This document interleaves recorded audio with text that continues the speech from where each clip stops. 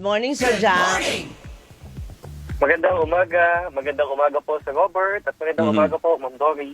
Nice to hear from you po at sa lahat po ng nanonood at nakikinig po sa atin. Opo. O yun nga po yung tanong namin, Sir Jack.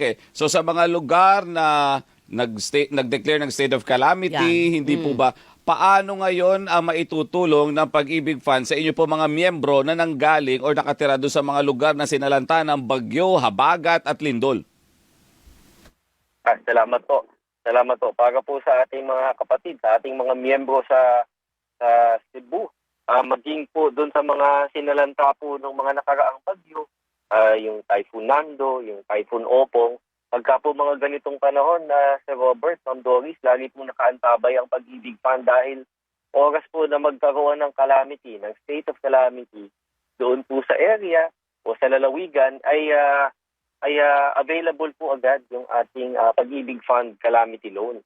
At maliban po doon, dahil nga po doon sa nangyaring lindol sa Cebu, no, tinitignan na ho natin yung mga bahay doon, yung mga miyembro natin na may housing loans doon, kung na-damage po yung kanilang bahay. Dahil pwede po yung tulungan sa pamamagitan po ng housing loan insurance nakaakibat noong kanilang housing loan. So dalawang bagay po yan sa Robert and Ma'am Doris, kung ating Pag-ibig Calamity Loan, yun po ay cash, no? Pagka po sila yung nag-apply.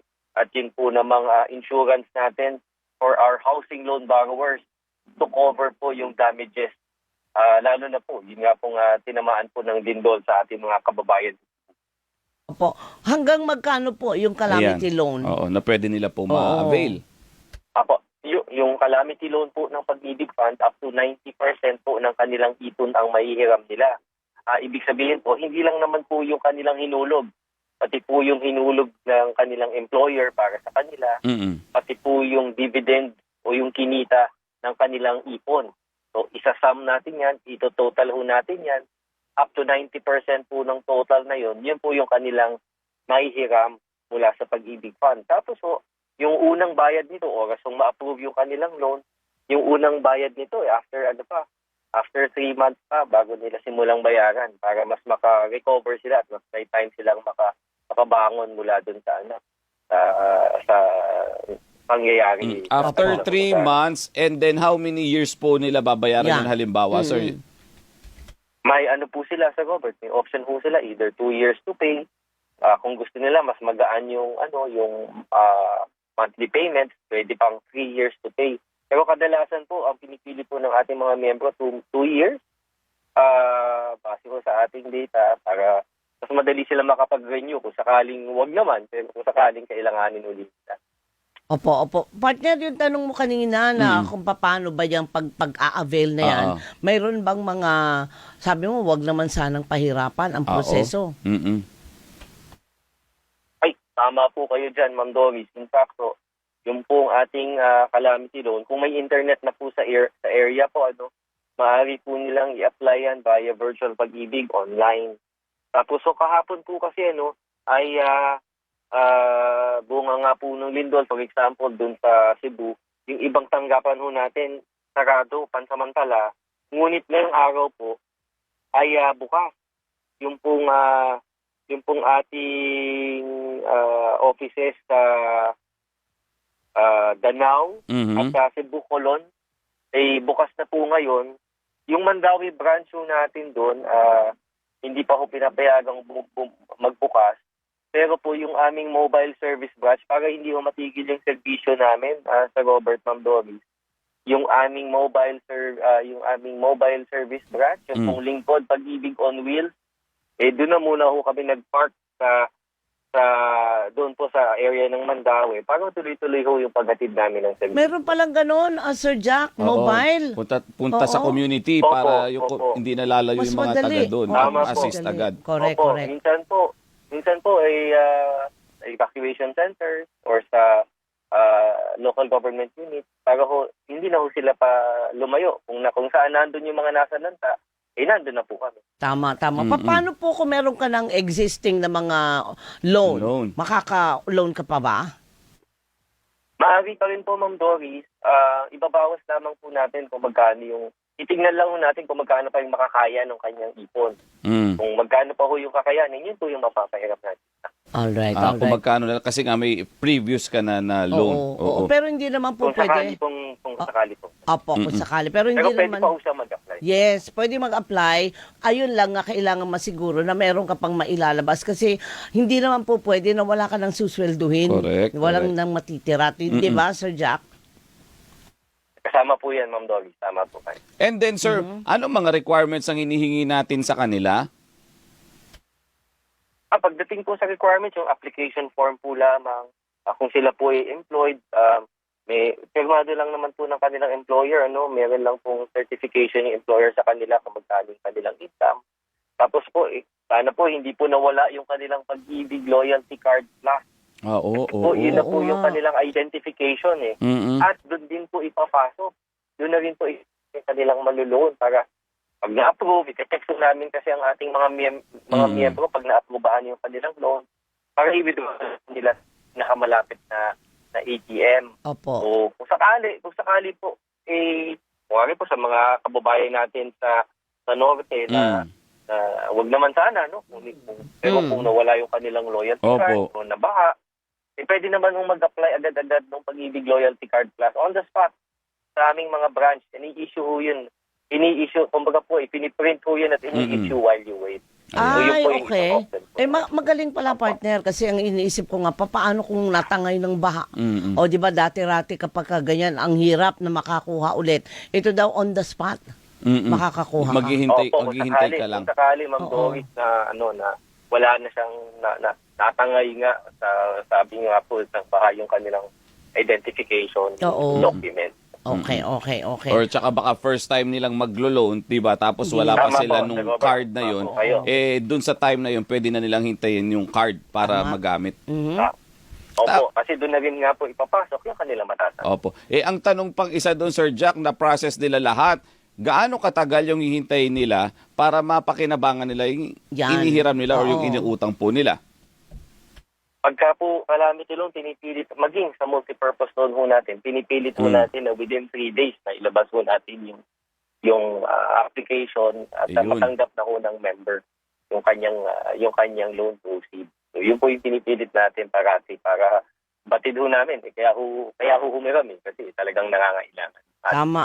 Meron po ba kayong babala o warning, Sir Jack, dahil dito sa ganitong pagkakataon, Robert, hindi natin maiiwasan na mayroon ding mga Correct. mananamantala.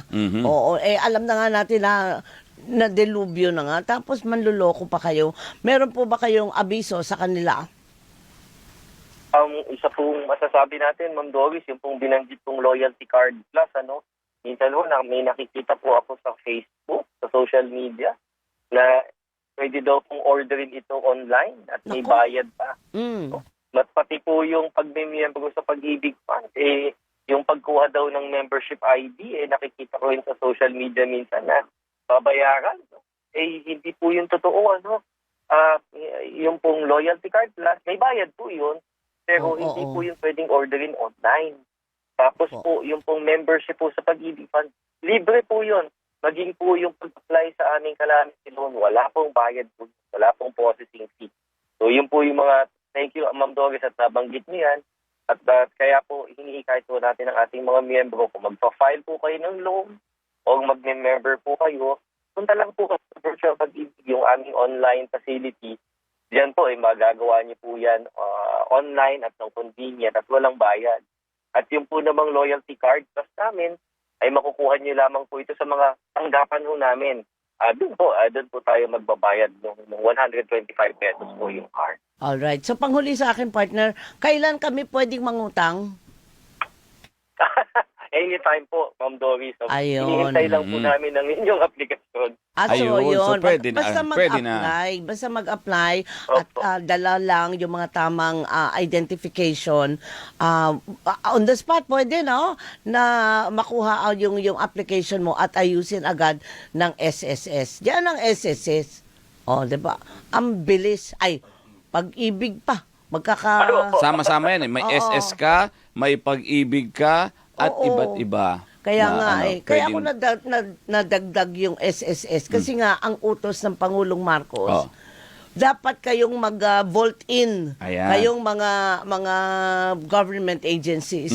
Kagaya nga yan, SSS, Pag-ibig. Sa kanila tayo kumukuha, umaasa tayo na makakakuha. Ay, tama po kayo. Diba? Tama po kayo, Ma'am Doris. In fact po, pagkakataon ka na rin banggitin, lahat po kami nasa e-gov app ng ating pamahalaan. Tama nga po, utos po ni Pangulong Marcos na one government approach. Ika nga po, pagka po lalo na ganitong may mga calamities at mga trahedya, dapat po nagtutulong-tulong ang mga ahensya ng pamahalaan para po tugunan yung ating mga pangangailangan ng ating kababayan. Tama. Ang sarap pakinggan na ganyan na, Robert, ang nagiging sistema ngayon dahil dati kanya-kanya. Di ba, kanya-kanyang pabida. Tsaka kanya-kanyang punta. Pila ka Yun na mahaba. nga kaya nga mas maiging ngayon na kumbaga ay coordinated na ang lahat. Di ba, Sir Jack? Tama po kayo, ma'am. At dahil dyan, lubos pong makakaasa yung ating mga miyembro po. Yun po, yung nga pong nasa lanta ng recent po ng mga typhoon. No?